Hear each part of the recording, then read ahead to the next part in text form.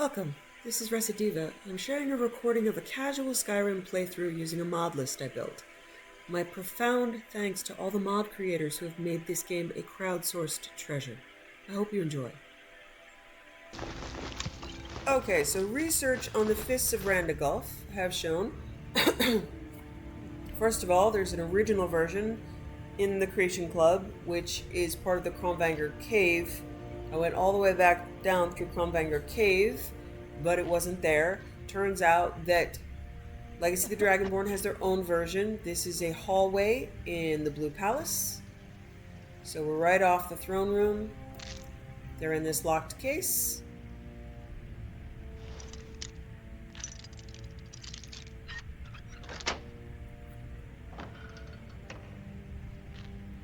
Yeah, Fists of Randagulf CC replaced. Okay. So, let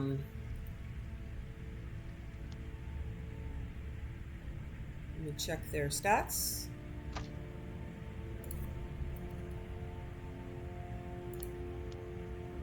Fortifies your health, maximizes encumbrance. Fortifies your health, maximum encumbrance and hand-to-hand damage by 45 points. That's significant. So, other than the fact that they're heavy armor,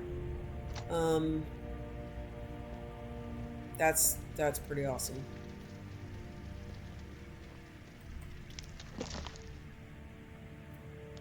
Okay, I'm gonna go hand those in, do a round of crafting, and then we're gonna try to figure out the rest of the stuff.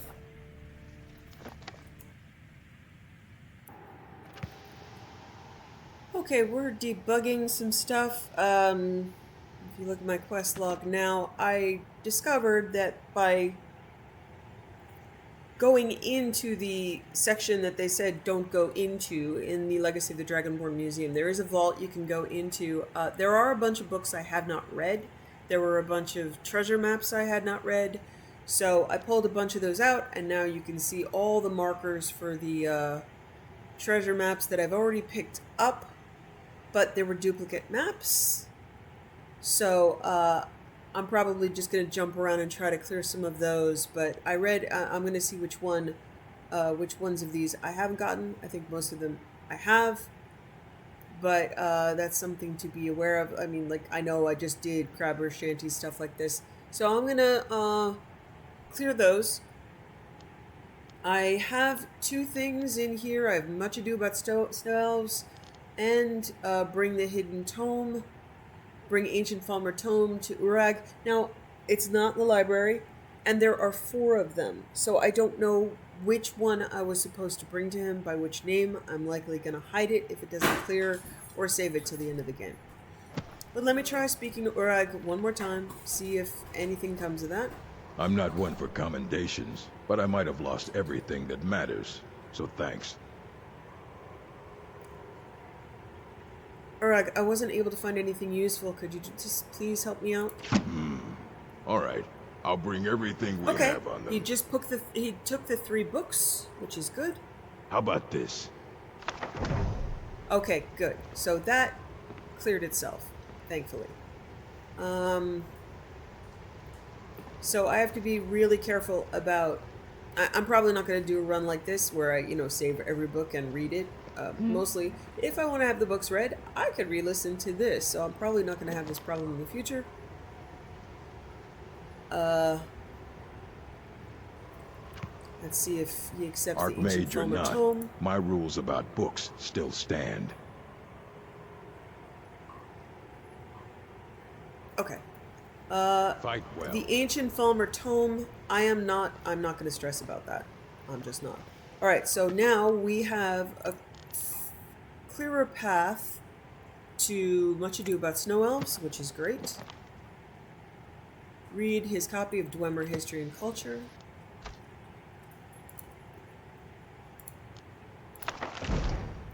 Collected Essays on Dwemer History and Culture, Chapter 1.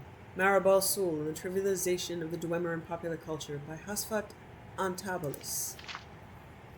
While Marabar Sul's Ancient Tales of the Dwemer was definitively debunked in scholarly circles as early as the reign of Kataria I, it remains one of the staples of the literate middle classes of the Empire, and has served to set the image of the Dwemer in the popular imagination for generations of schoolchildren.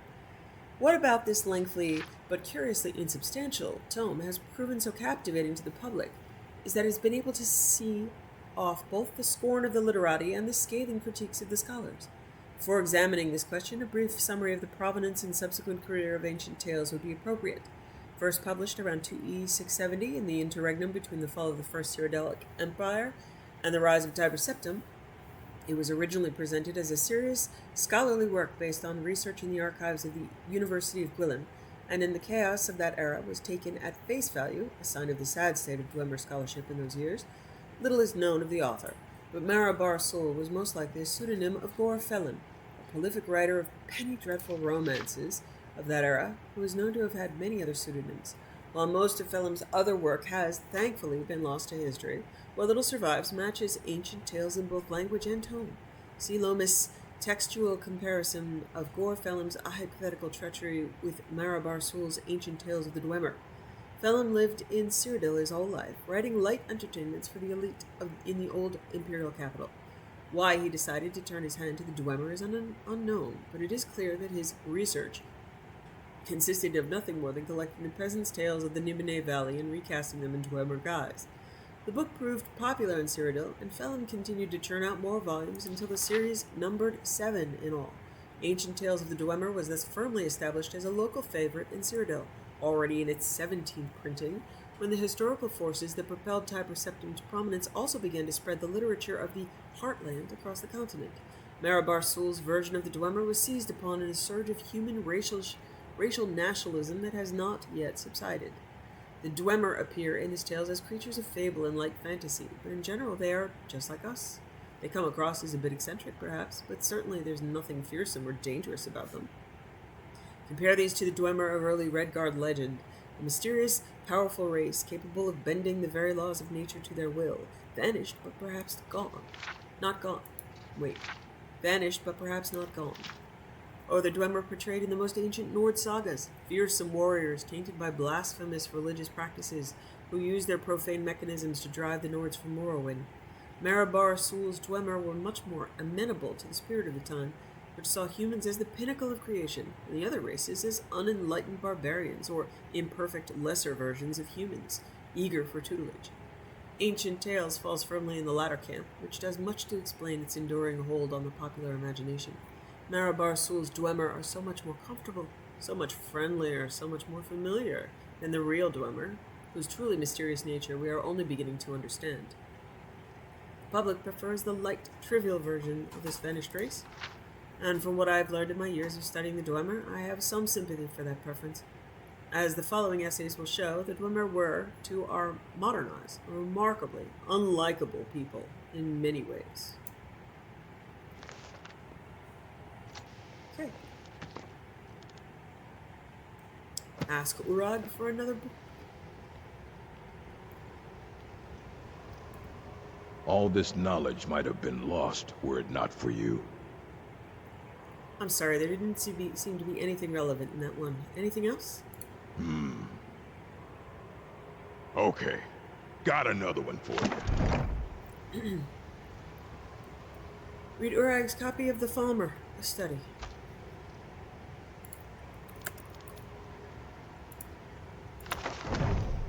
By Ursa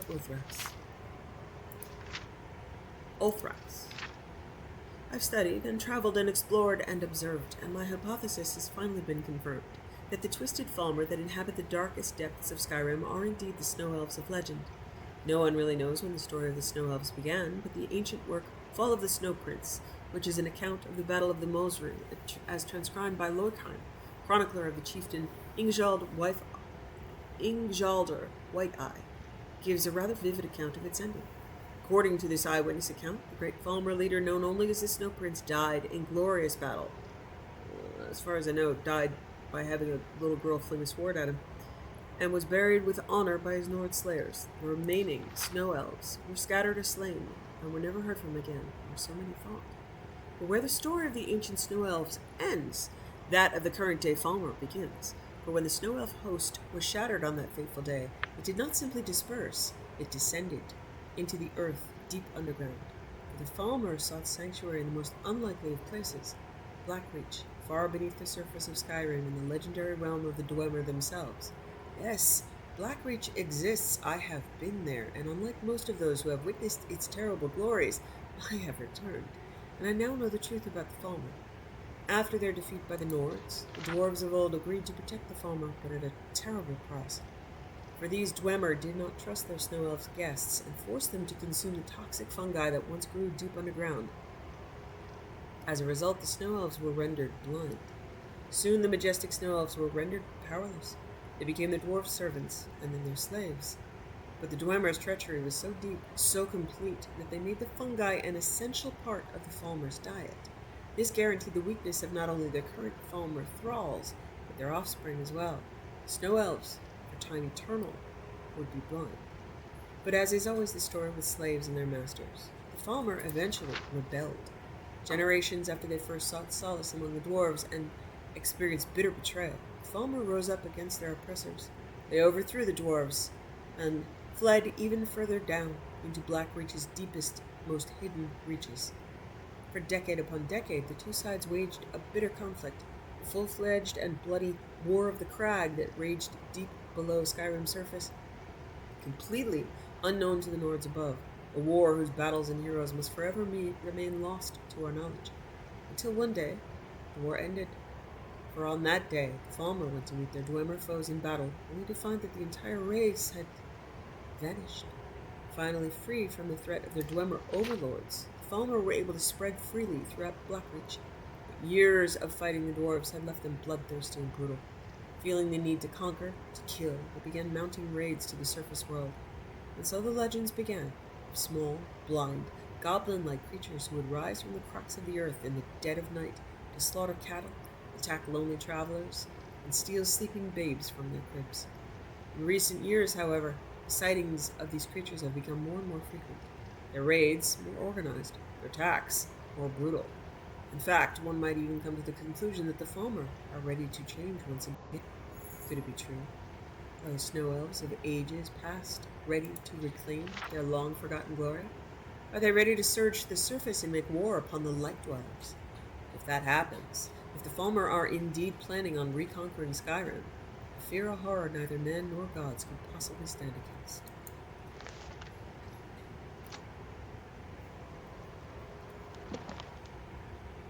Talk to Urag again.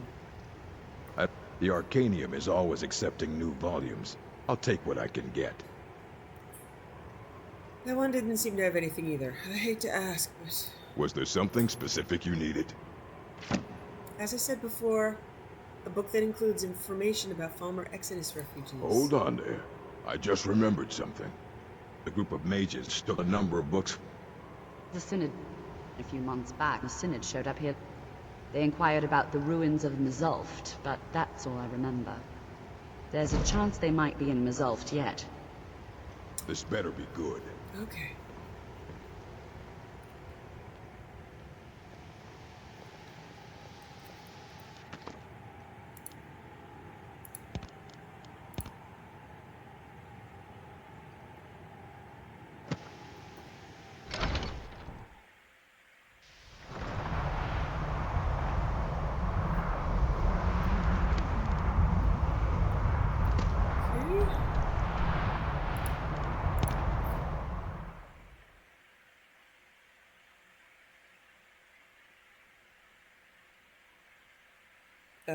I don't know how far I'm going to have to go in and through Mizulft.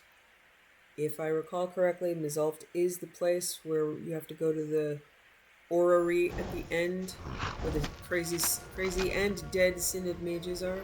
We'll see. Oh, thankfully it looks like it's just in the annex here. The Dwarven story.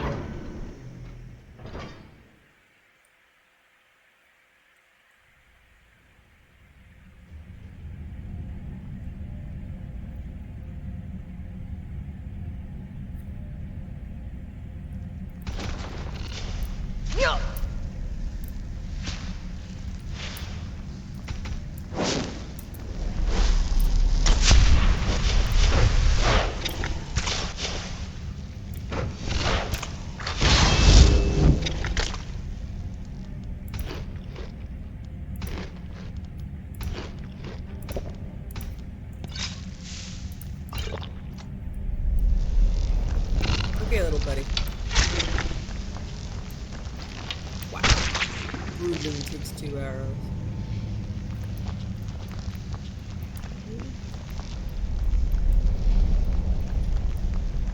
This is really janky. Okay.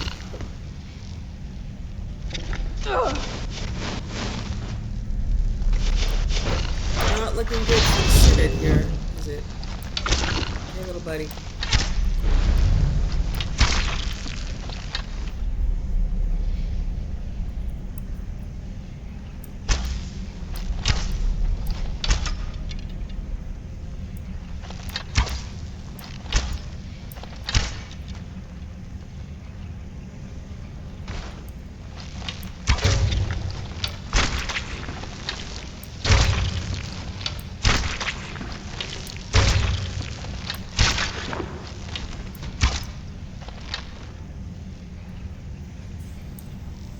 Ooh, that's not good. Search Synod Mage's Husk. Ooh. Travel chest key. Find the Synod chest. I'm hearing little lurky noises. Hey, lurky noises. Just don't want to step in spider.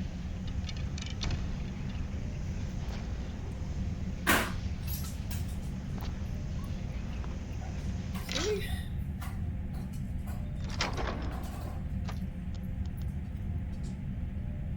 The Fall of the Snow Elves.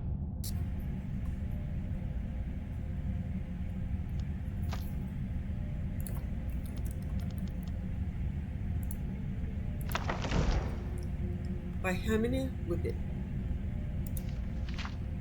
The following page has been earmarked. The Order of the Sky Sisters, as the Snow Elves called them, waited until the human hordes were almost upon them before finally taking refuge in the last remaining Dwemer city to offer them hospitality. It is said that the Sky Sisters were more suspicious of the Dwemer and their intentions than the other Snow Elven houses, and therefore held out initially. Eventually faced with the inevitability of the coming onslaught, they had no choice but to accept the terrible Dwemer bargain and take refuge in the depths of Alfland.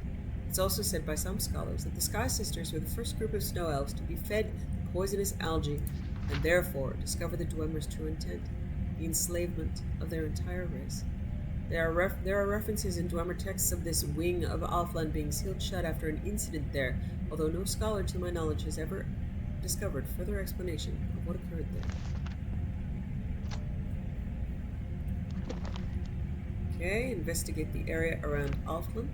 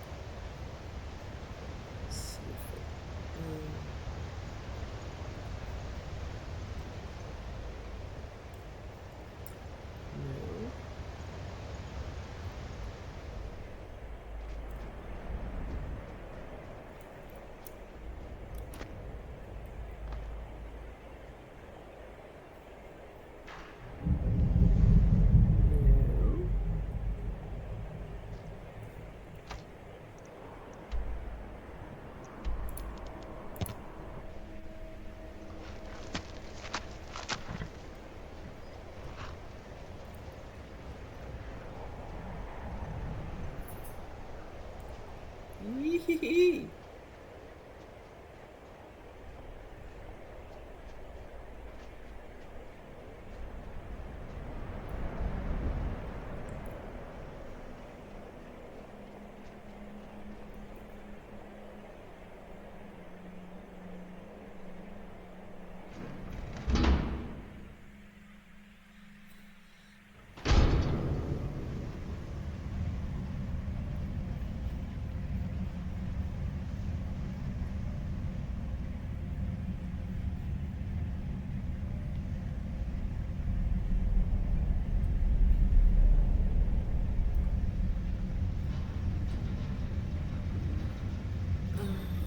Ah.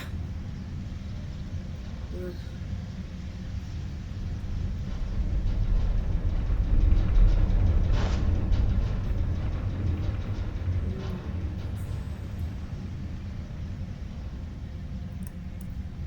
Okay, here is... Okay, back to here. We were just here. Whatever.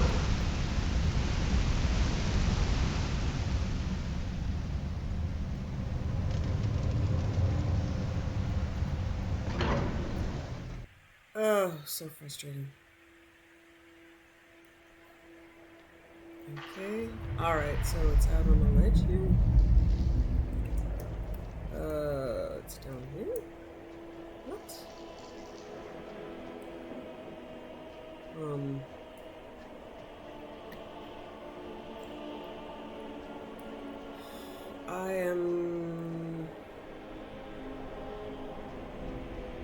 I don't know if I'm gonna do the lore version first, and then I'm gonna see if it just takes fire to melt this.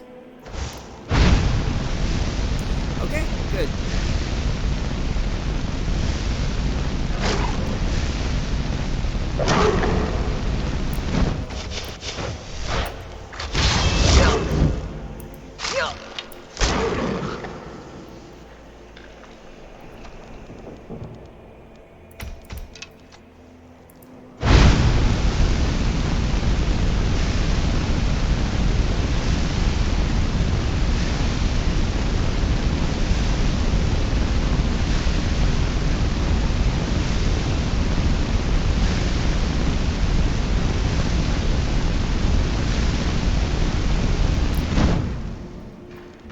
Okay.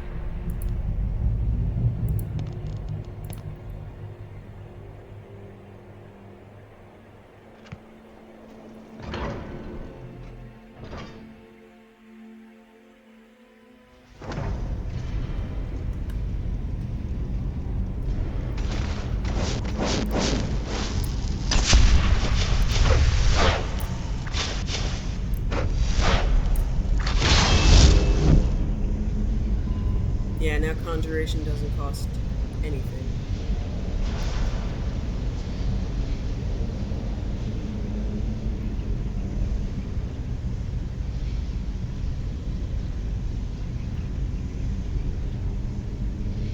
Dorothy, come with me.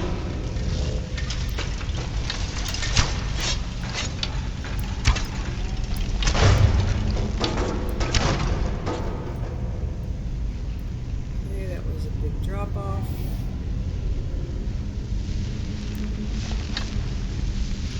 Someday. Alright. Still missed. Can you believe that?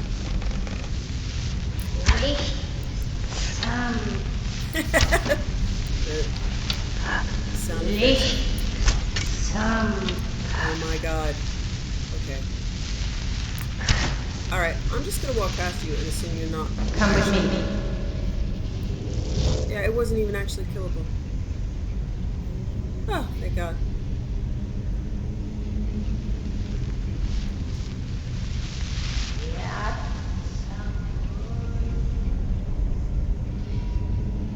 Come with me.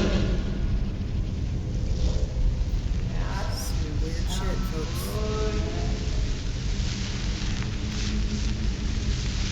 What? Why? Dorothy, come with me.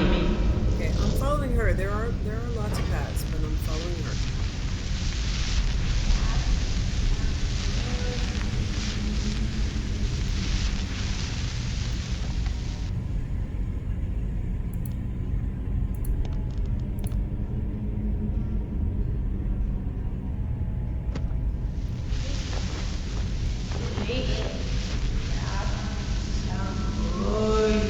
Over here! Oh my god. You are something. Try the blue dormer key on the locked door in Arkham. Okay.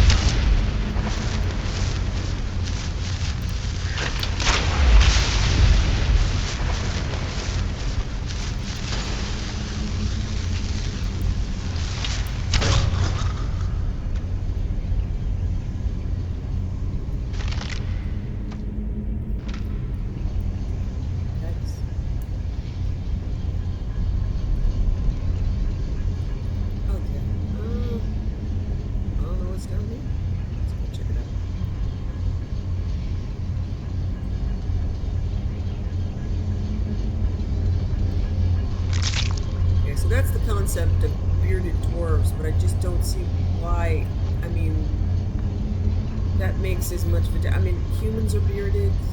Everybody's bearded, folks.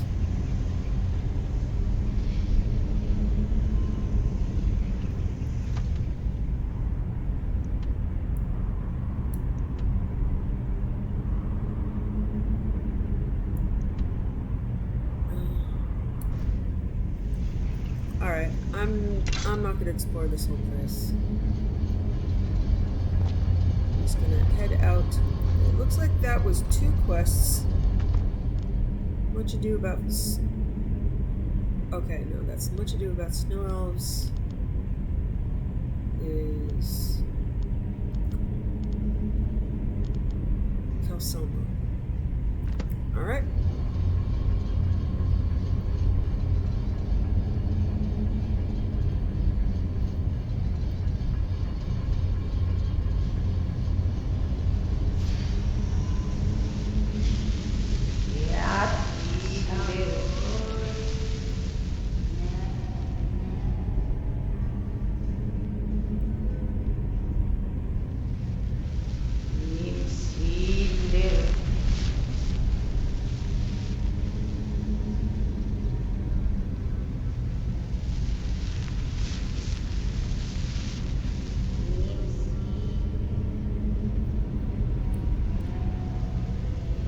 Oh my god. Okay.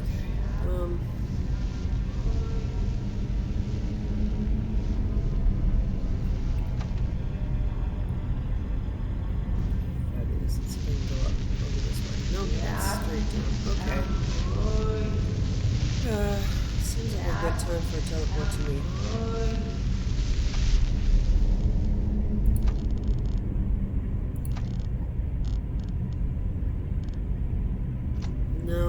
No, I don't know this.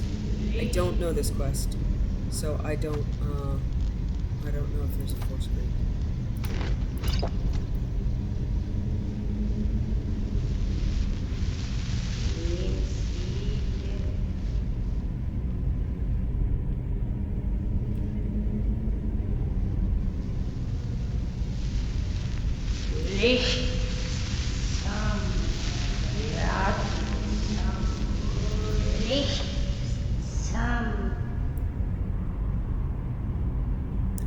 Okay, it looks like I can loop back around this way.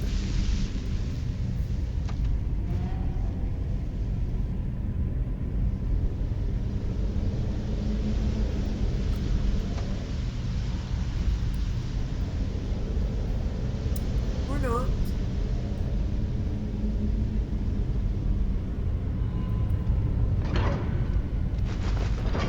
Oops.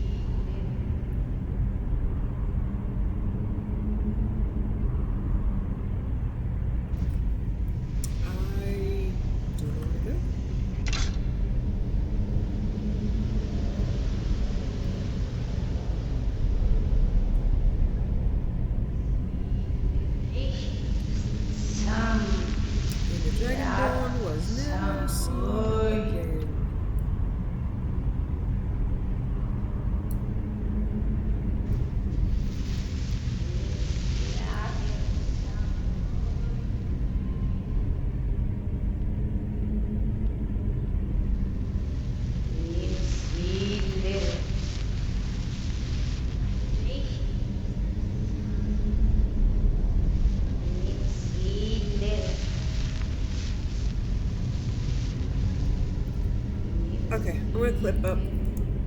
I done my due diligence in attempting to not get lost. I don't know if it's going to mess up the quest, but otherwise I just have to teleport out.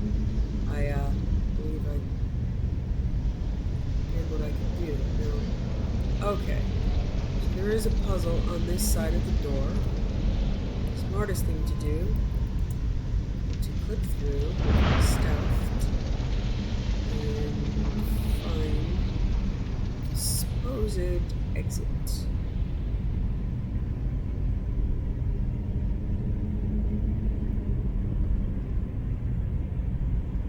That's okay. Alright, I'm gonna go back. I'm gonna kill this boss. Open the door, however, I mean,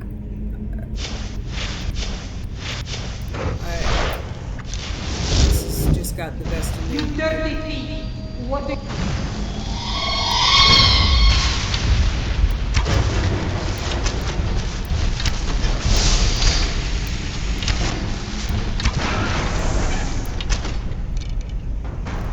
Would be a dirty thief.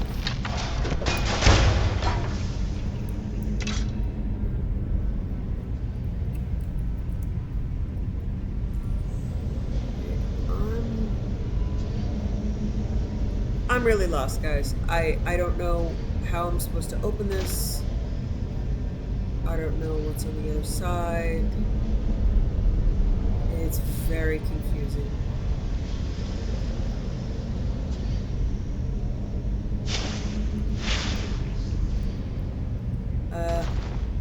I'm sorry. I don't even see another objective in here, so I'm gonna take off. Okay, let's take a look at the staff that we'll be handing over. Staff recovered from Elfland. Lightning does 8 points of shock damage to health and magicka per second. Okay. I'll try the blue drummer key on the locked door in Erkenthand.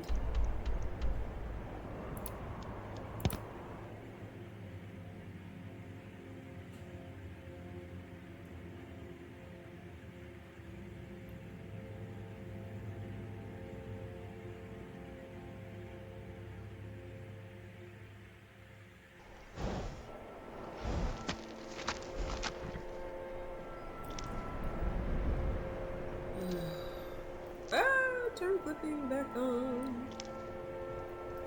Maybe I'll just cheat a little bit just to get up to the entrance. This, I mean, this is just really tedious. This is not that much fun, guys.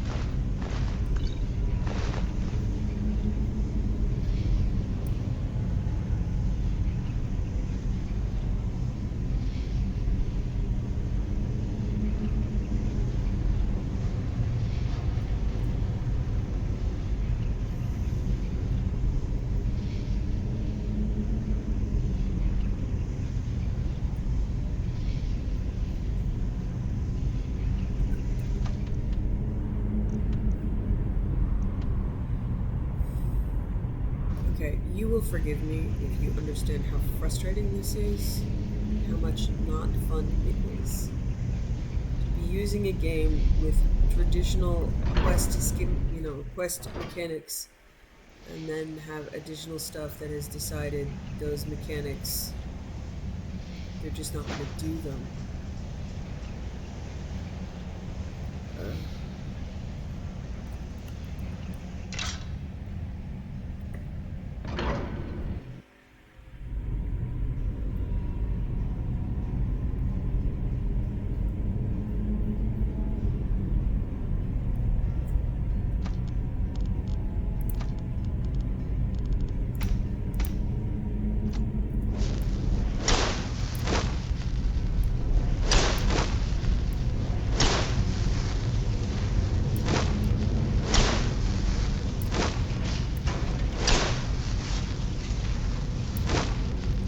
It sends me in this way and it sends me straight back out.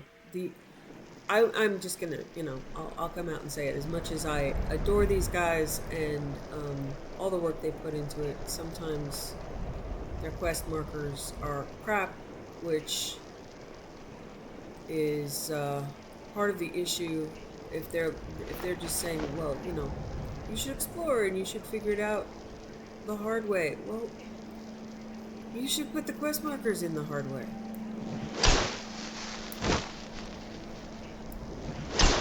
if people don't want to use them, don't use them. But I am literally hundreds of hours into this.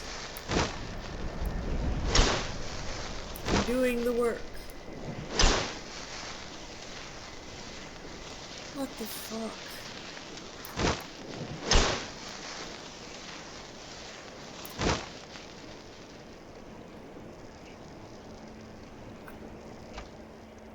It's sending me to Calcelmo, isn't it?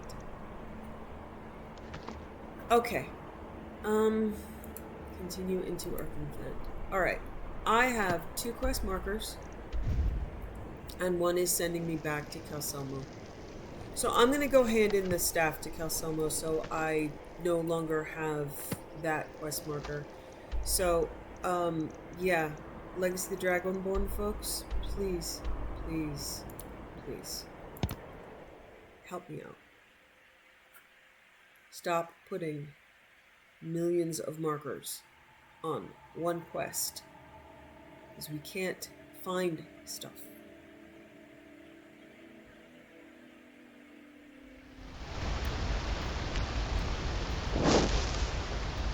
I run the forge now. Kind of scary.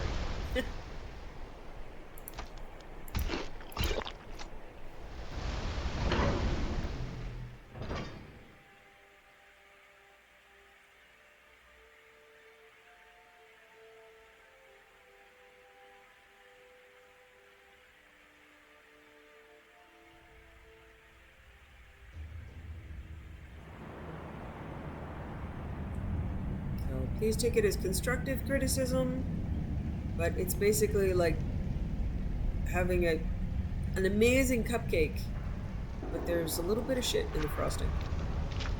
I don't want to eat that. Good to see Skyrim still has such fine people. You give an old man hope. I found this staff in Offland. Well, this is highly unusual and very interesting. It's clearly magical in nature, but like nothing I've ever seen before. It literally looked like every other staff I've seen. There you go. This is for you.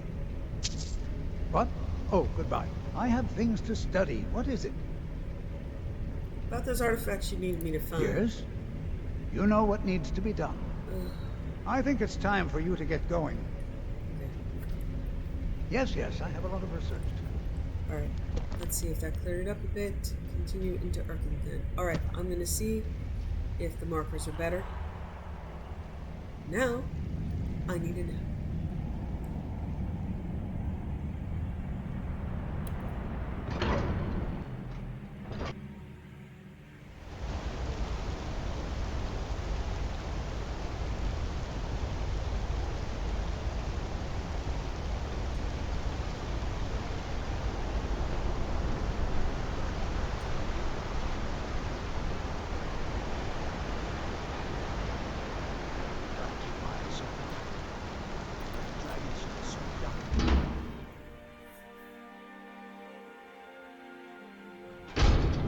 The guards have been saying things about you. That you're the one that They say that the Please Dark get out of Brotherhood my will... house. Never mind. Now.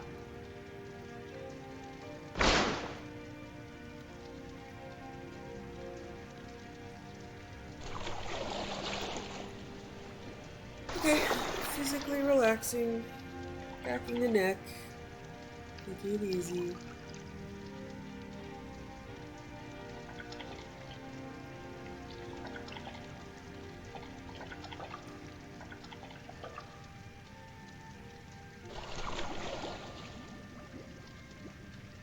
You know, that damned Fist of Randigolf thing still didn't clear even when I displayed it.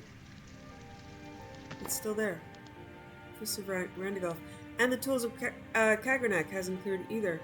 It says I'm supposed to locate Wraithguard and Sunder. It even says I've recovered Sunder and Wraithguard. And it still wants me to locate Sunder. So, okay. I'm just gonna have some pie.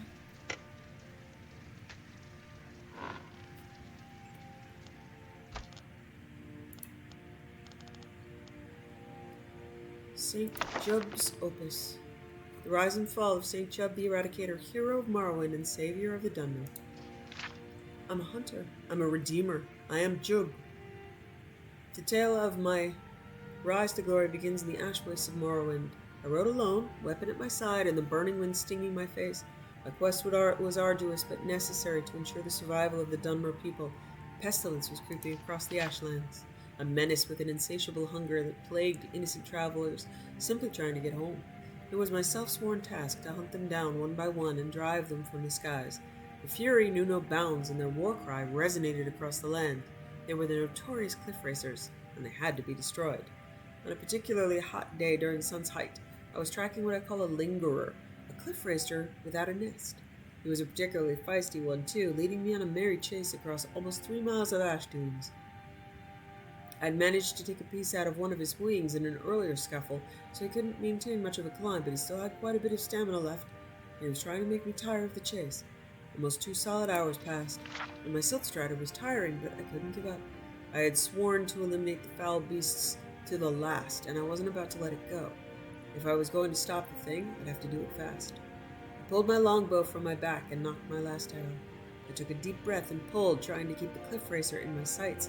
It was literally a long shot, with the beast gaining distance and the silk strider bouncing me around at full gallop. Finally, with a silent prayer, I released the string.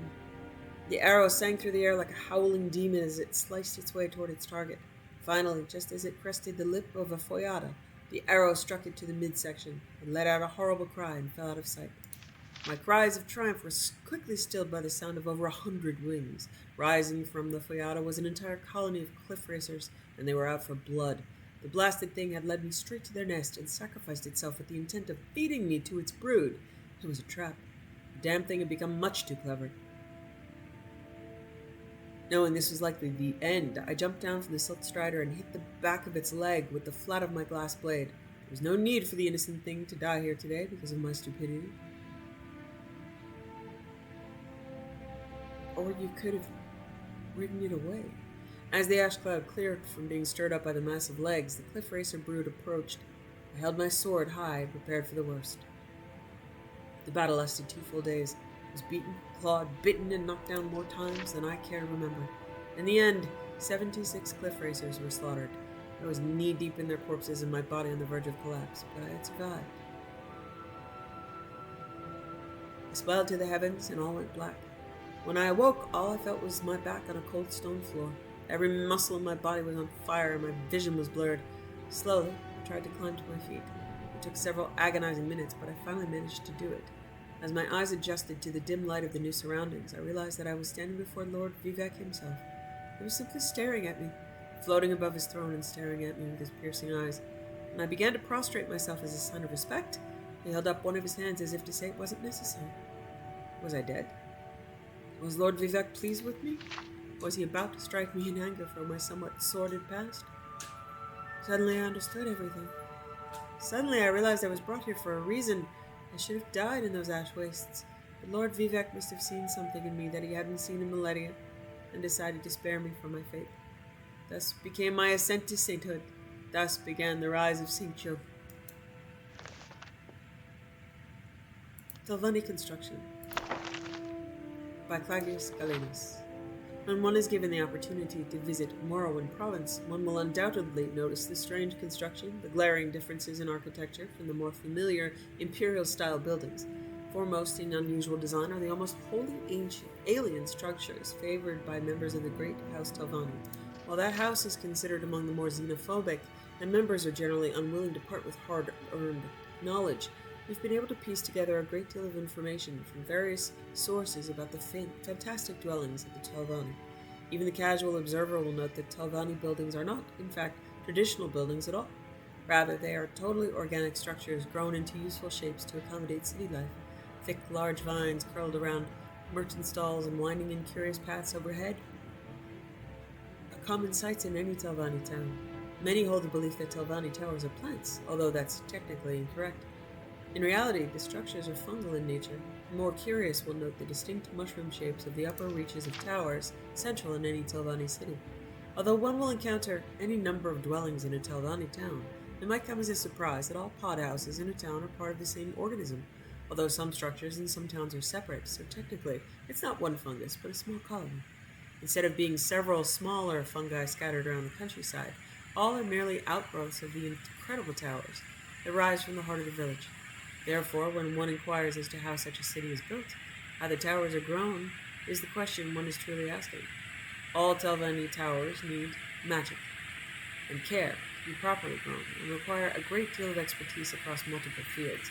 It is necessary for one to be familiar with construction, primarily to select and prepare a site.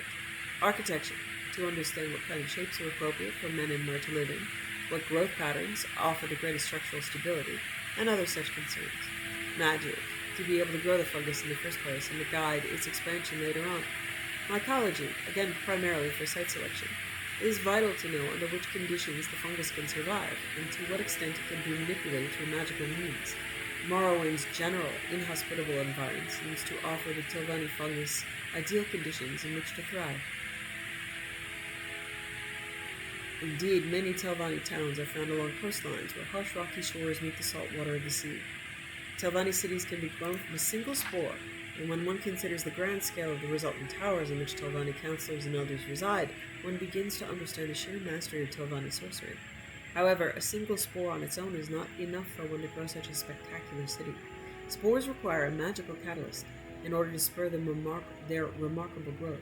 While it may be entirely possible for an especially powerful wizard to act as such a catalyst, it is virtually unheard of. Instead, one must procure at least 2 grand soul gems and fill them with appropriately strong souls for this endeavor. Needless to say, this aspect of construction is much more dangerous than a more familiar gathering of wood and stone. The monsters whose souls are used, usually some sort of Daedra, are among the most powerful you will encounter in all of Tamriel. Less adventurous individuals could purchase the necessary gems pre-filled from enchanters or adventurers, although the price for these are quite reasonably astronomical. Of course, the person seeking to grow a Telvanni tower is almost always an accomplished magician and so much more capable of obtaining such items than a commoner. Within their own ranks, the Telvanni only offer to aid construction for members of a certain rank of the house, and require those seeking advancement into the upper echelons to have their own tower. While the Telvanni typically scorn outside interference, even that of the other great houses, it is considered good practice to begin growing a tower only after obtaining a construction contract from the proper imperial authority. In addition to supplying a pair of soul gems, the prospective owner must also make a sizable financial contribution. The work on a tower is highly specialized and requires a moderate number of laborers. On top of those standard necessities, at times key figures involved in tower construction will make their own demands. These unforeseen obstacles can range from simple male boredom, easily solved with the addition of women, to suggestions of enhancing security. In any event, the one thing that an ambitious wizard does not have to provide himself is the actual spore. Presumably, with all the requirements that go along with the whole affair, there's quite an oversupply of unused spores. Spore is carefully seeded, an unusual expression to be sure, along with the soul gems, and supervised over a period of time. Within a matter of days, a small number of mushrooms will have risen up from the site. At this point, one well-versed in Telvanni construction will visit the burgeoning fungus, and through some unknown means, allow the mushroom access to the power held within the gems it has grown around. It is believed that the Telvanni must wait until the fungus has enveloped the gems, because only then can it ensure that the gem's power is being siphoned off by the fungus and is not consumed by some other avenue or wasted. Further, it is also speculated that the Telvanni control the growth rate of the fungus by determining the degree of energy flow from the gems, explaining why new cities can sprout rapidly, while older ones remain more static. At any rate, it is at this point that the simplistic, familiar mushroom shape begins to change into the more exotic design seen in Telvanni cities. Even with the passive flow of power from the gem, it takes many craftsmen and architects to coax the fungus into creating the tiny buds that they will eventually later mold into larger pods, which can then be hollowed out for Telvanni to use as housing. As the tower grows and one can finally step inside it, one will undoubtedly find their attention drawn to the man-sized purplish crystals which are often found in the tower, older areas of the tower. These may seem mysterious for a moment, but after considering the building materials, are altogether expected. Crystals are the remnants of the soul gems, the forms twisted and changed through Telvanni magic and their symbiosis with the fungus. Those familiar with the lesser fungi of Tamriel might wonder how sturdy such a structure can be.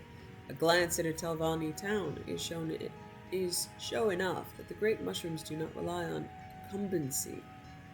Ooh, I don't know that word. Accumbency. Ooh, let's see.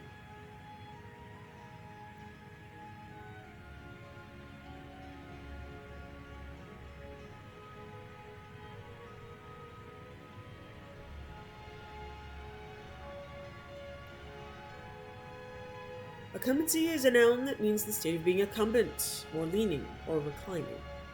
Okay. Leaning or require. Okay. Similar in effects to the less destructive mating of Telvanni and other foreign architectures is the town of Ranyan Run on the mainland. Here a Telvanni tower has been grown, and all around the Velothi-style town there are clear signs of this, but no damage has been done to the original buildings. A true marvel of Telvanni construction and fungal growth is their capital city of Port Telvannis. The tower at Port Telvannis, Telthenin, is one of the largest ever grown, and appropriately towers above the vertical city below. While the city's roots are firmly anchored in the soil, most of the structures that the Telvanni dwell in are high above the ground, carved out of the most massive shoots of the Great Tower. This gives the city an otherworldly appearance, given that its streets are many feet up into the air. There are a number of advantages to the Telvanni's choice of living arrangement. A growing organism can be quite resistant to harm, and the magical nature of the arrangement means that it requires very little in the way of maintenance. The Telvanni do not have to concern themselves with damaged roots or rotting timbers or many of the other myriad problems associated with Western houses. Many foreigners do not know this, but the fungus also has a limited capacity to remove salt from the water, rendering it potable for mare and men. Many Telvanni towns are found along coastlines to take advantage of this ability. Though it isn't a tested theory, the abundance of moisture in Telvanni-controlled areas, in addition to the fungus's propensity for absorbing water, suggests that these structures would not face much danger from fire. Some may believe.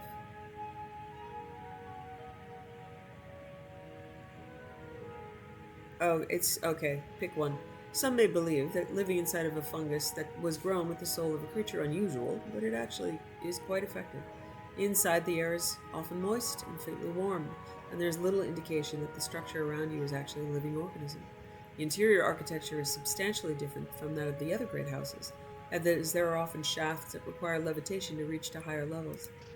This serves a dual purpose, taking less interior room in the tower and preventing a good portion of the people of Tamriel from getting in, as the Telvanni, particularly those on the mainland, are not fond of outsiders. The tops of the towers are often flat, and this provides the resident a good view of all of these around, as well as a fairly secure summoning area. Morrowind is well suited for the magical-based Telvanni buildings. The Telvanni Isles, Azura's coast, and the Boethian mountain regions are excellent for maintaining Telvanni structures. House Telvanni also has holdings on Vardenfell. Although towers have yet to be constructed within the harsh, ashy Molag Amur region, it is believed that they will need more maintenance. Telvanni buildings are strong, well-built structures, and serve the great house Telvanni and the people of Morrowind well.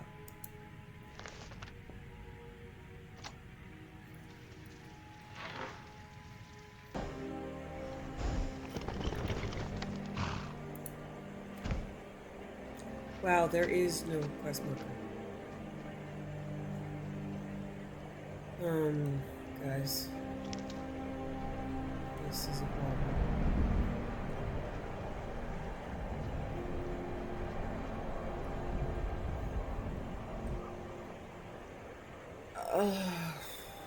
I'm gonna do my best. Okay, I don't even know how to get in. Alright. One thing at a time. Light.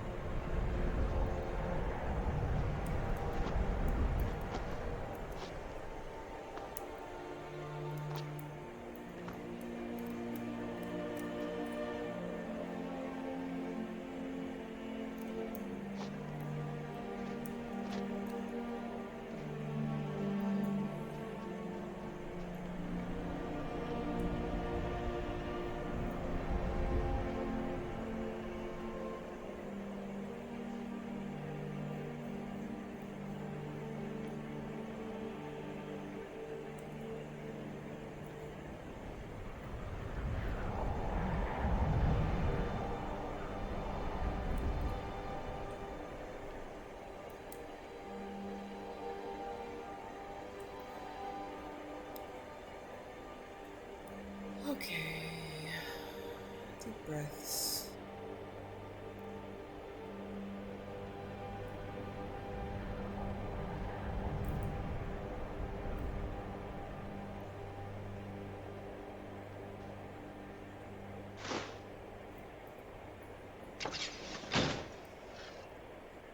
Hey guys, I finally opened the door.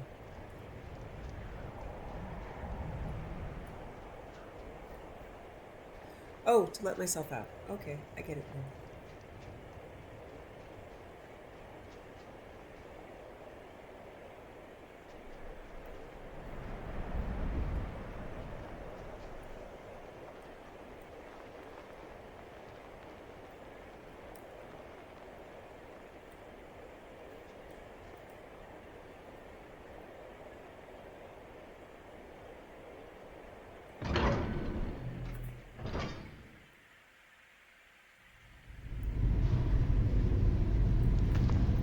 I don't know if I'm in the right place.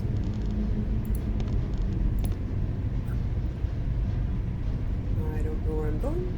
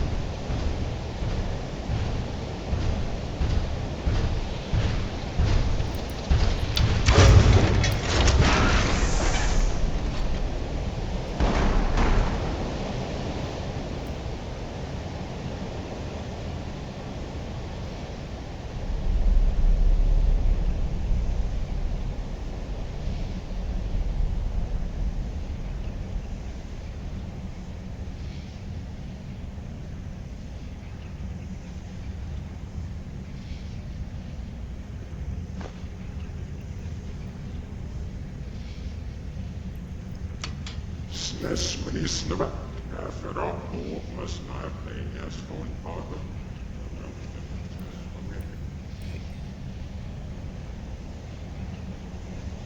Okay, I got the snow off statue.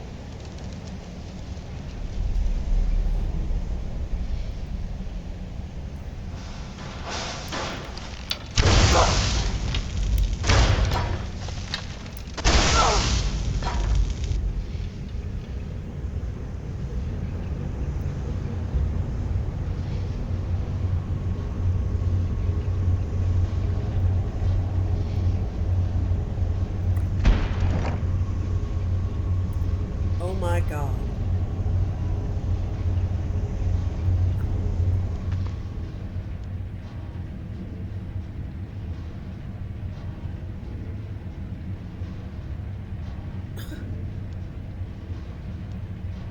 Okay, this is ridiculous.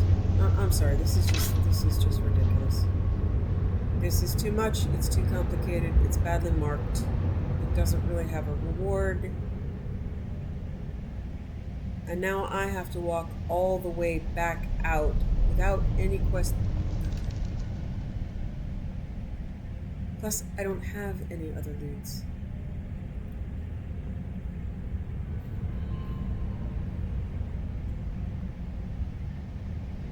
Okay, I'm actually angry. So, I love you, Legacy of Dragonborn, but I need to do something else now.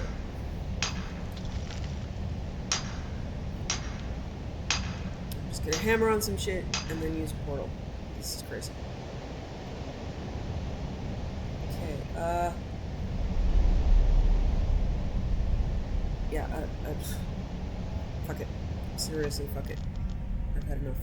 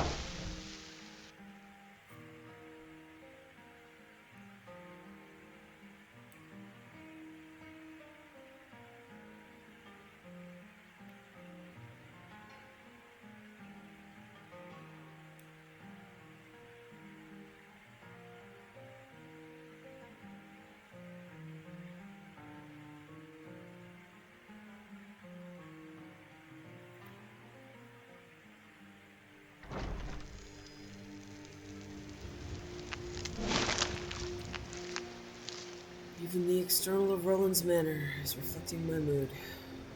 Okay.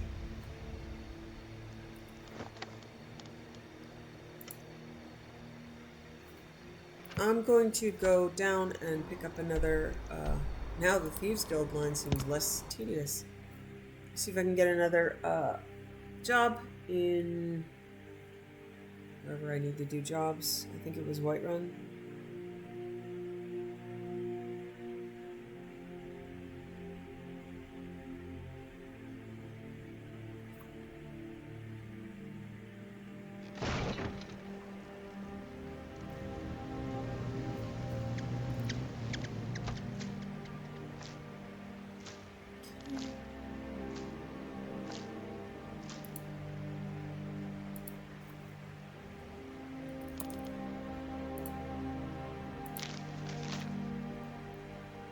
Whiterun. Alright. Let's try doing more jobs for Whiterun. See what happens.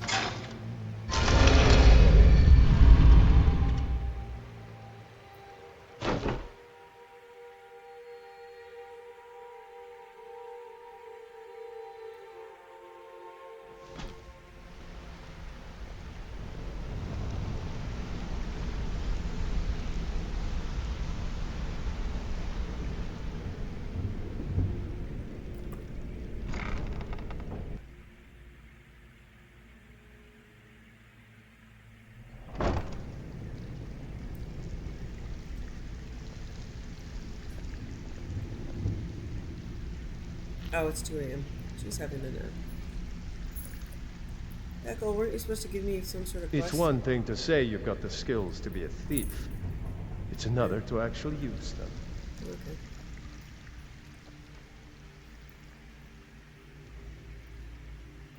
Need a few spare septums? I got the cure right here. Yes, help me lower my heart rate. I handled. If you don't like that kind of work, talk to Delvin. He runs the more up close and personal.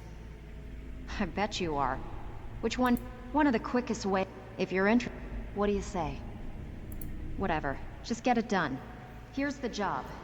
You are such a bitch. Okay, she's not gonna help me lower my heart rate.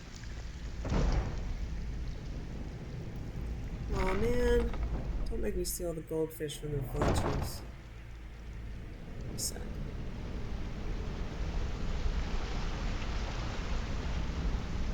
Well, hey there. What can Sapphire do for... Sapphire can start referring to herself in third person. That's what Sapphire can do for me.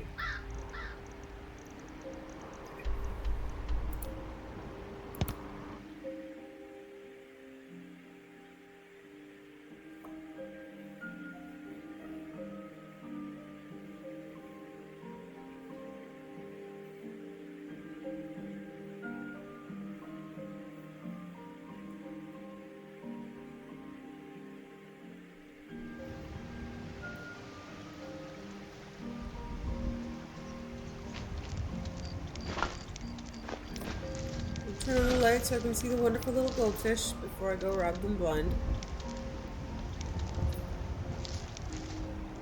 Hey, sweet guys. Love you. Okay. I have to go steal things.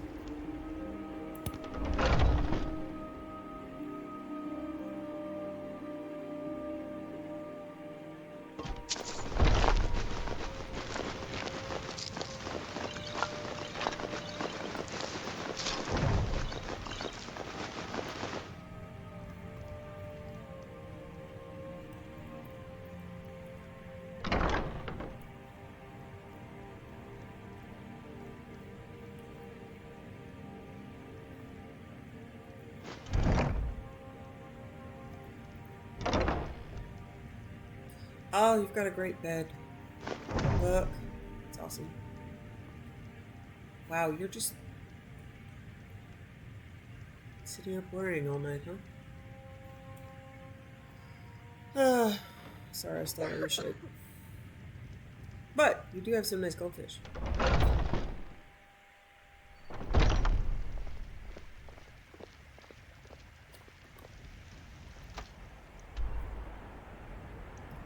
Okay, the regular fists of Randagulf, I guess, we're supposed to be able to figure something out in Candlehearth Hall, so I'm going to try that.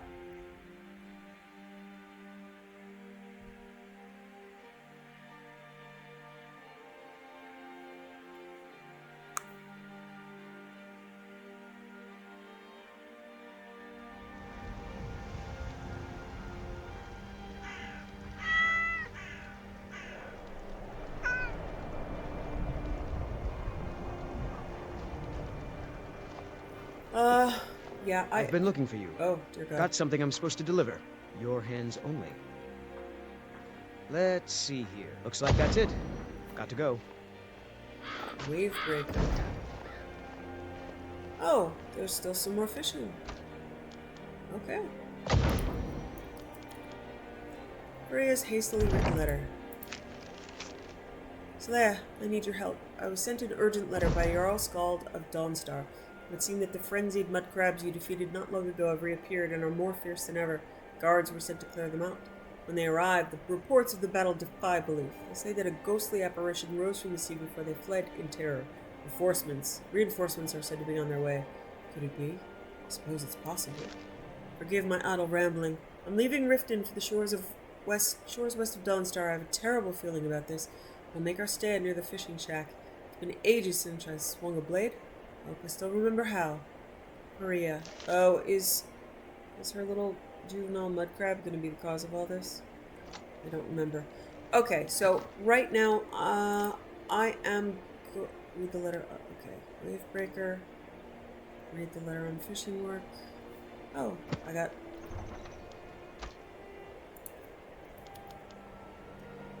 fishing work. Okay, there's the Fisher Queen. Saleya, Gisli has told me all about the feast of fresh catches you prepared.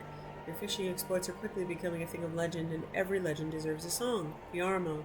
Down, down in the briny brew, lies slaughter fish and clams for stew, drawn by gold, pearl, and glass, dullards neath the sea trespass. What of angels, carp, and cats, grayling, spider, perch, and bass? Lyre-tail, pygmy, tuna, pug, what one remains that sings their song? All hail the queen of the rod. Okay. Rattled by bolts that storms invite, they plead with fish that will not bite. With hollow growling in their gut, they return with empty baskets. But when dinner's bell rings, we shout and sing, we bend the knee to the Fisher Queen. Oh yeah, that's obviously supposed to be king. All hail the queen of the rod. Okay. Thank you. It's a bad day in the game here, folks. I don't even have Kaidan with me to make me feel better. Saleya, I've got more work for you. You're the one who seeks fishing challenges, right? If it was you. If it was you, come by the Riften Fishery. If it wasn't you, well, that would be embarrassing, wouldn't it? Tombs in deep water. Okay. The Fists of Randagulf. I'm supposed to look in Candlehearth Hall. But the guides already say that that leads to Kravangard Cave, which I've already done twice. Trying to clear this. So I'm going to hide that and declare it a bust. When, yeah. These things are happening when Legacy of the Dragonborn, replaces, Creation Club content and doesn't patch it well. And this, again, as I said, this is still based on a, when things updated, I think in August? Yeah, the August, and it's now October, and, you know... May the gods watch over your battles, friend. Hey, Brynwolf, you don't have an old quest to give me, There's no glory in war. It's just something they tell soldiers so they'll risk their lives. Ulfric doesn't care about outsiders? Whenever a group of marauders attack a Nord village, Ulfric is the first to sound the horn and send the men. But a group of Dark Elf refugees gets ambushed, a group of Argonians or a Khajiit caravan, no troops, no investigation, nothing. There's a group of cutthroats out there right now that Ulfric doesn't lift a finger to bring to justice, as long as they don't threaten Nord land. What if I took care of these bandits? That's a brave offer. I'd be happy to throw in my coin behind that. I'm happy to help you, Brynwolf, You and deal I'm sorry I with them. stole your shit. I'll make sure you get paid. Maybe this old soldier will throw in some lessons as well. Show those marauders what Windhelm justice tastes. Okay.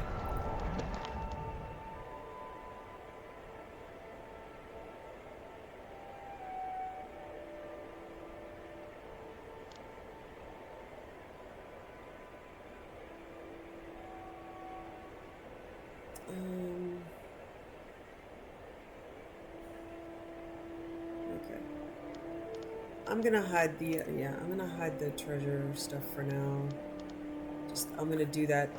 You guys don't need to see me zip all over the country like 26 times to not find things. Let's leave that, depressive bit of work for later.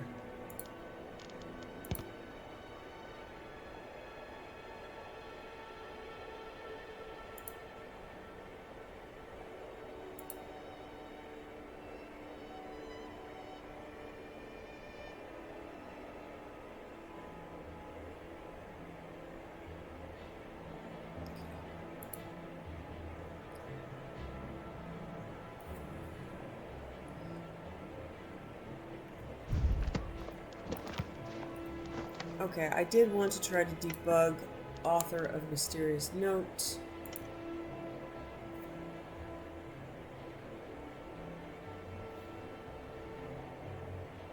See if there's a bug that I can fix.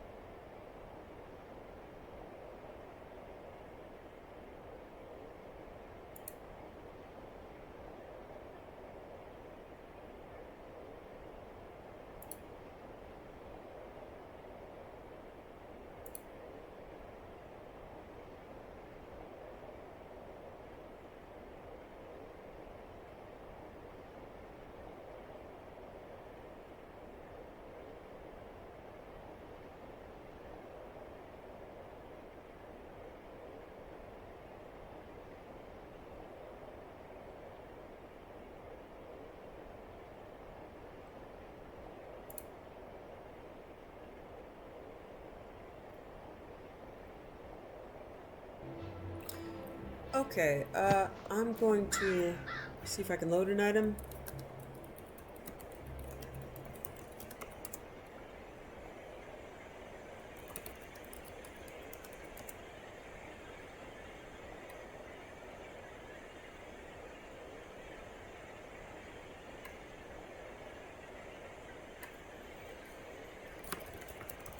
She might be after the Sheogorath-shaped ember, which is probably in the museum.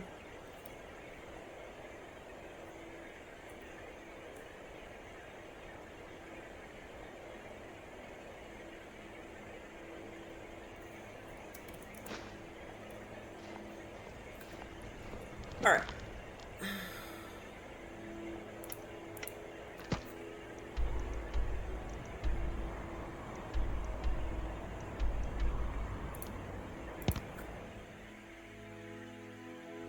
Might be able to clear it. Let's see.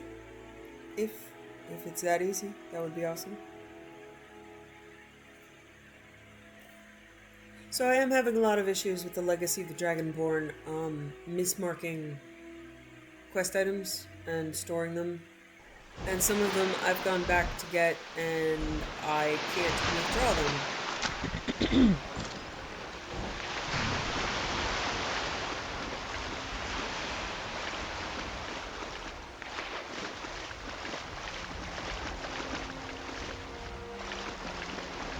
That's what happened with Carlotta, Viola's ring.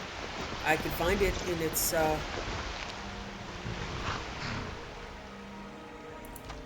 could find it in the museum, but I couldn't take it out. So let's see if it was what she wanted. Make it quick. Oh my god. Speak quickly.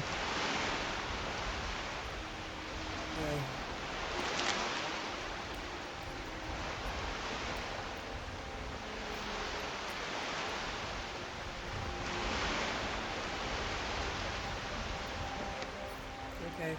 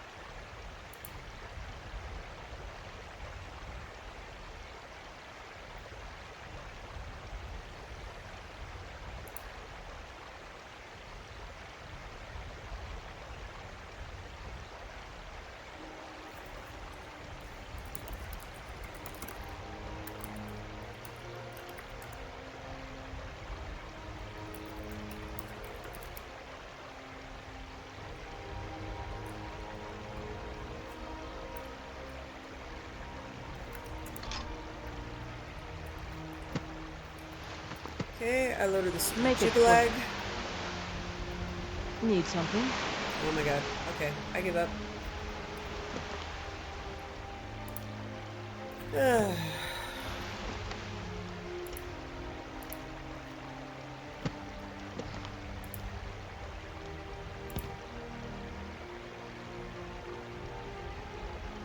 I have one more chance. I might be able to finish this if I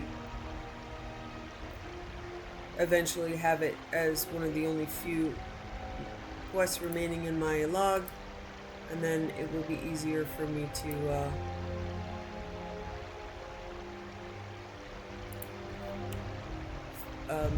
advance the quest to see if I can, advance the quest. Okay. Easy one. Kill the leader of Trader's Post.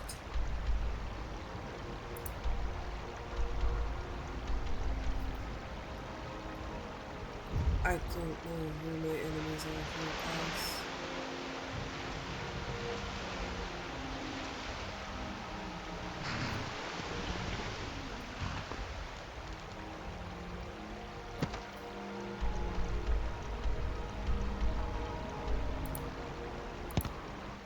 I think we've wiped out the people at Trader's Post like 4 times.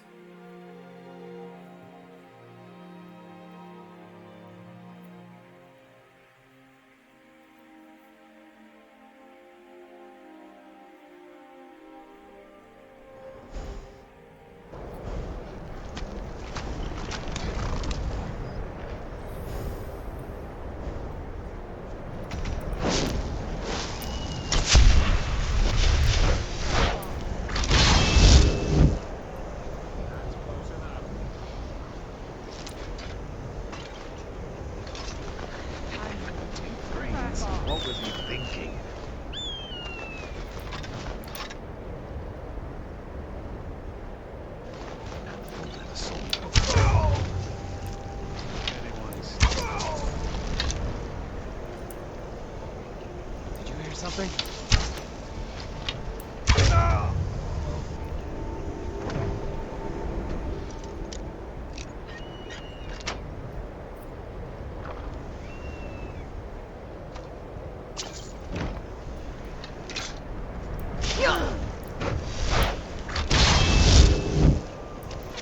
I'm sorry, I forgot you.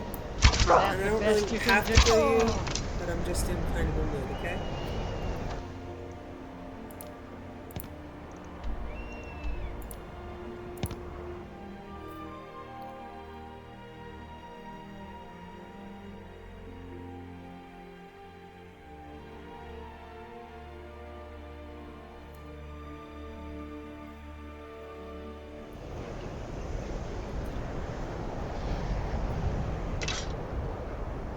And I apologize to the entire town for not getting the right murderer.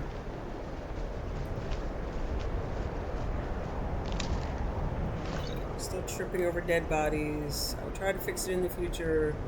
Right now, this exact moment, I don't know how I want to play this game again. I'm sorry, game. I love you. You know I love you. Deep breaths. Come on in. We've got warm food, warm drinks, and warm beds. There's no glory in war. It's just something they tell soldiers so they'll risk their lives. You're right, man. They call me a war hero. I'm no hero. I'm just a soldier who didn't want to die. Armor piece is just disturbing. Trader's Post is for your bandits. Now that's good work. Everyone will be a lot safer with them gone. Dark Elf and Nord alike. Here, some gold is promised. And let me show you a bit about wearing heavy armor. Save you some aches on a long march. I will never wear heavy armor, man. Keep telling myself I'm gonna. Safe journeys, sword sister. Thank you, sweetheart. You're a good man, Nils. I just want to get out of here, please.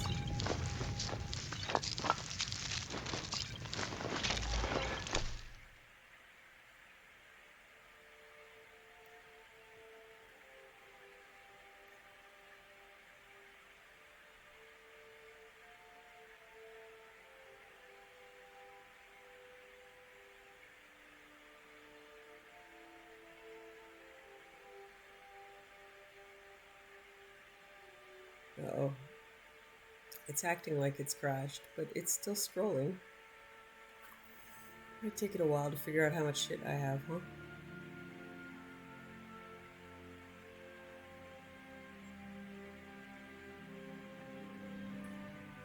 Uh-oh.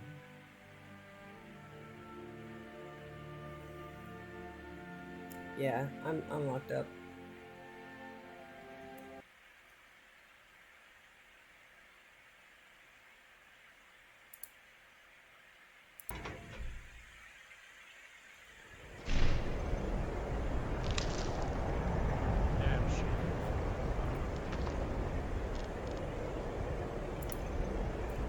Okay, I'm gonna hide the ancient Palmer Tome again, also because, yeah, it would take quite a bit of research and ransacking the museum to find it. I tried putting the other Falmer Tome in my inventory, but unfortunately, I tried to find. Unfortunately, it didn't help with me finding the quest.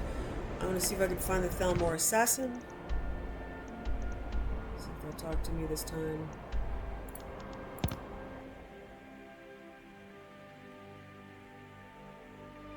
Sometimes I think if you let the game go for like 30 days or something, certain things will reset. I don't know. Those are some weird mod instructions. If something is bugged, you go inside and then you wait for 30 days. I don't know, but maybe it's been 30 days since some of these quests were attempted, and some of them have reset into completable. Hey, beautiful sky. I'm sorry I was mad at you, Skyrim. I'm not mad. I mean, I am mad, but I mean, it's okay. Wow, there was just someone. I swear. there was someone here. Doors where? He was right there. I saw. Weapons, all for sale at fair prices. You guys saw it too, right? Okay, maybe they've moved. I don't know. And now there's no more. Okay, you know what? I'm just going to give Malbjorn, I'm going to like reverse pickpocket Malbjorn, give him 1,000,000 gold, and then consider it done. Okay, there's the marker. There's not the marker. There's the marker. There's not the marker. Move on. All friend. right. I have nothing to say to you. Yes. May your road lead you to warm sands. That was crazy. Move on, friend. I have nothing to say today. Okay, that's borked. And I'm hiding that too, because I can.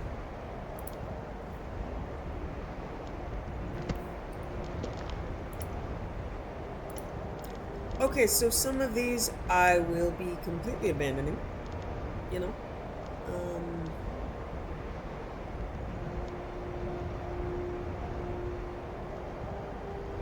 But I think I'm going to do some fishing. After hiding Much Ado About Snow Elves, so I don't have to see it. Because it makes me angry. We will try later. I'm also hiding Tools of Kagranak, and Fists is hidden. Okay.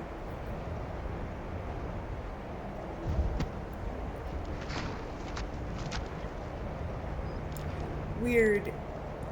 Okay, hold on. There's something strange.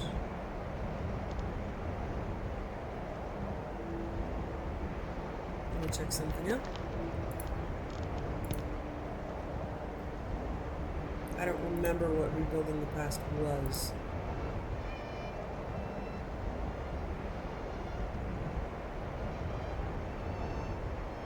Weird.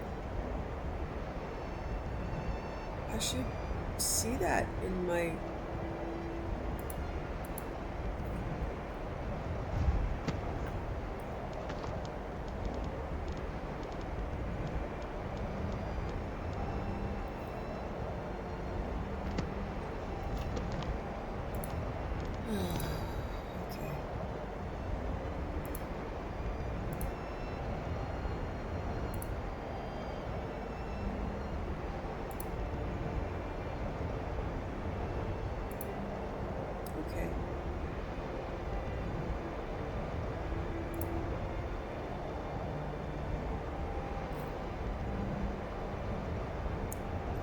So I should see Rebuilding the Past, but I don't.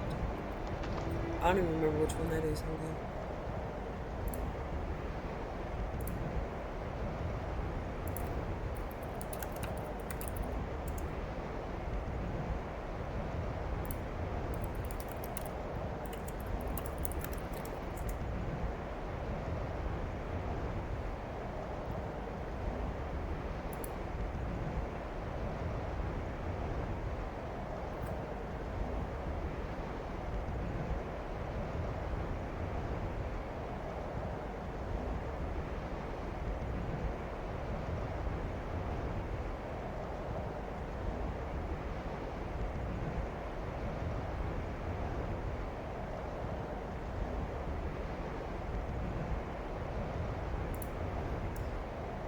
Okay, it looks like this is an artifact from the upgrade from Legacy of Dragonborn.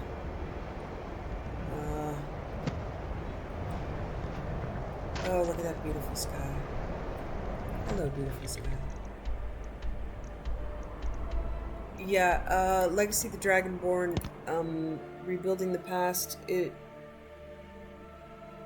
that was supposed to be completed when I got, finished the Staff of Vendaris. There were a few more steps, but they cut them out. It looks like they haven't upgraded the quest line. Okay.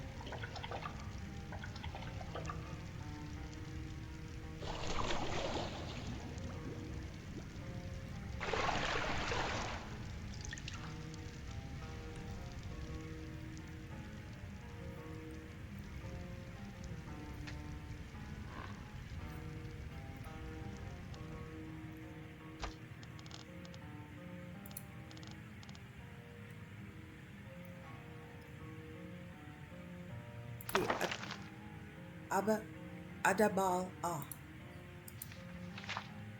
Editor's note: the Adabal-A is traditionally believed to be the memoirs of Morahouse, consort to Alessia the Slave Queen.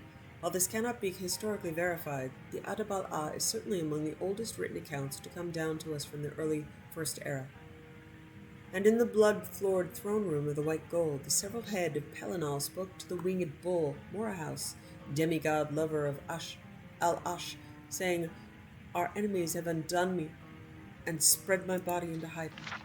In mockery of divine purpose, the Aelids cut me into eighths, for they are obsessed with this number." And Morahouse, confused, snorted through his ring, saying, "Your crusades went beyond her counsel, Whitestrike, but I am a bull, and therefore reckless in my wit. I think I would go and gore our prisoners if you had left any alive. You are blood made glorious, uncle, and will come again, as fox, animal, or light. Sirad is still ours." Then Pelinal spoke again for the last time. "Beware, Morehouse, beware.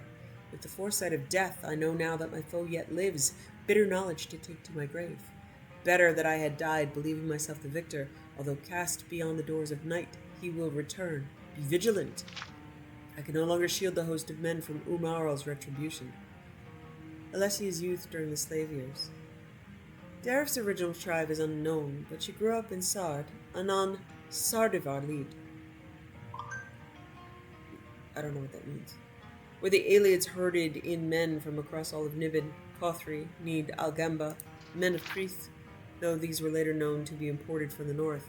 Keptu, men of Gay, who were eventually destroyed when the Flower King Milichi made great sacrifice to an insect god named, there's a bracket here with the word lost, Alhared, men of Ket, others, but this was Sirad, the heart of the Imperial Salesh, where men knew Imperatum Saliash. I don't even know what this means. Where men knew no freedom, even to keep family or choice of name except in secret, and so to their alien masters. I think it's supposed to be alien. All of these designations were irrelevant. Men were given over to the lifting of stones, the draining of the fields, the upkeeps of temple and road, or to become art torturers for strange pleasures, as in the wailing wheels of Vindicel and the gut gardens of Circin. Oh my god. And flesh sculpture, which was everywhere among the slaves of the Aelids in those days. Or worse, the realms of the Far King Hadhul, or the begetting of drugs drawn from the admixture of daedrons into living hosts, let one inhale new visions of torment, and children were set aflame for nighttime tiger sport. Okay. Morehouse explains Alessia's names. When Morehouse said to them, "In your tales you have many names for her," Al-Ash, given to her in awe that when translated sounds like a redundancy, the high, from which come the more familiar corruptions, Aleshut, Esha, Alessia.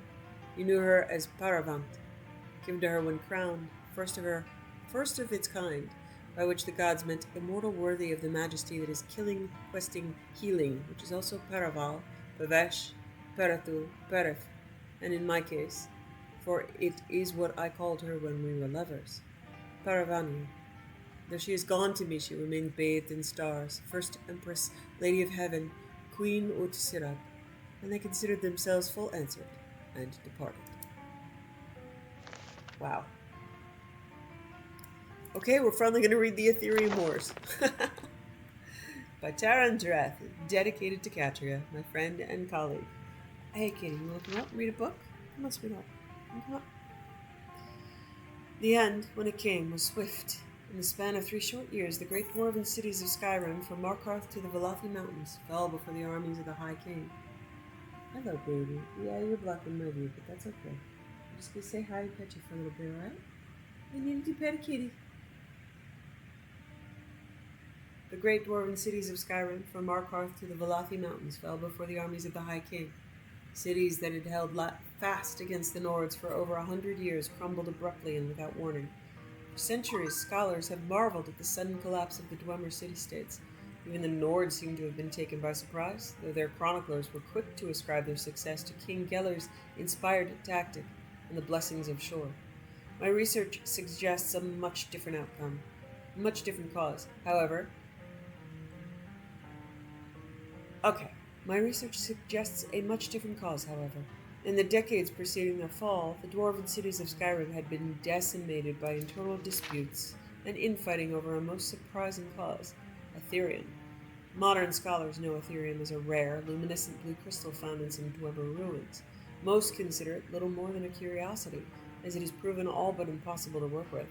While it has a strong magical aura, it is alchemically inert, and no known process can enchant, smelt, mold, bind, or break it. To the dwarves, of course, such problems were merely a challenge. In the years following King Harald's reign, the Dwemer discovered a considerable source of Ethereum in their deepest delvings. An alliance of 4 cities, led by Archinthames, the great research center in the southern reach, was formed to oversee its extraction, processing, and study, and a new Ethereum forge constructed to smelt it under precisely controlled conditions. If the inscriptions I discovered are to be believed, the results were nothing short of spectacular. The items produced by the forge were artifacts of immense power, imbued from the moment of their creation.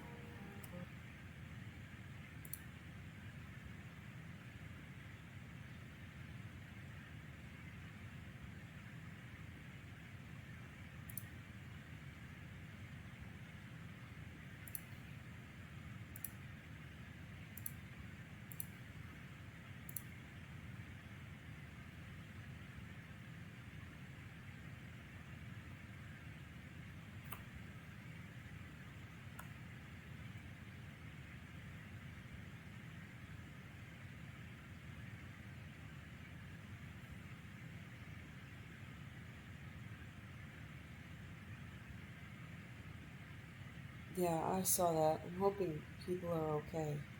I know they're not.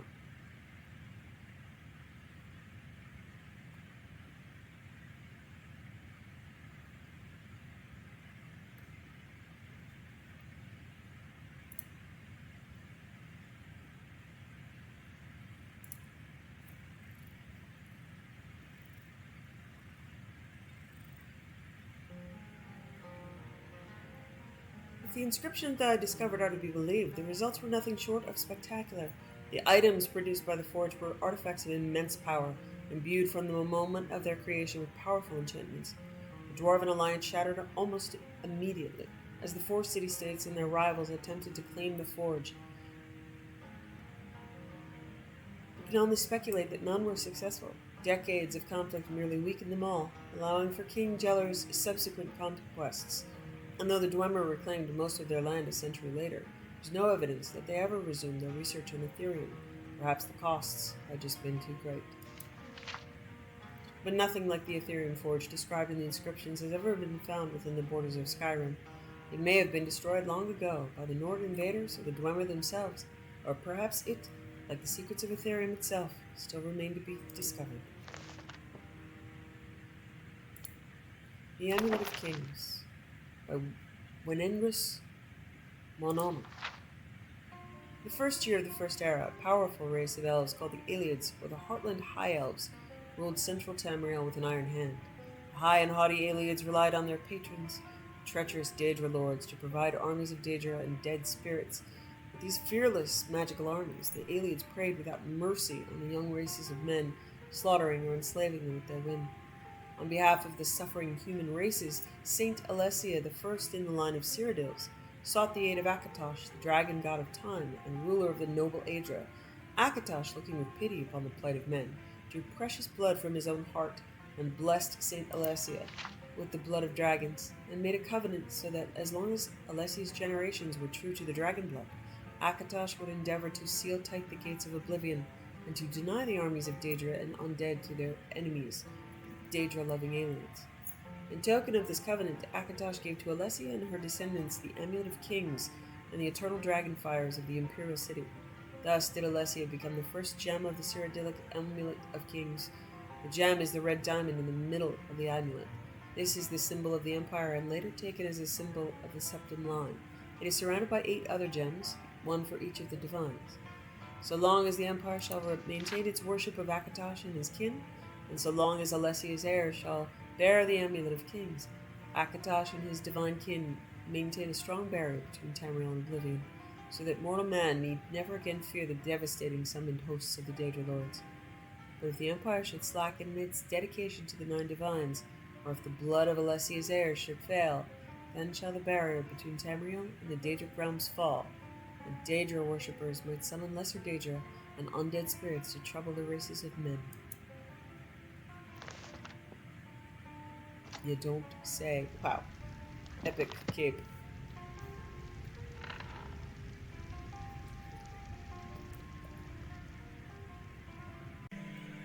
Thanks for watching. Wishing you found family, creative hobbies, a hot bath after a long day, and food you love as much as Saleya loves apple pies.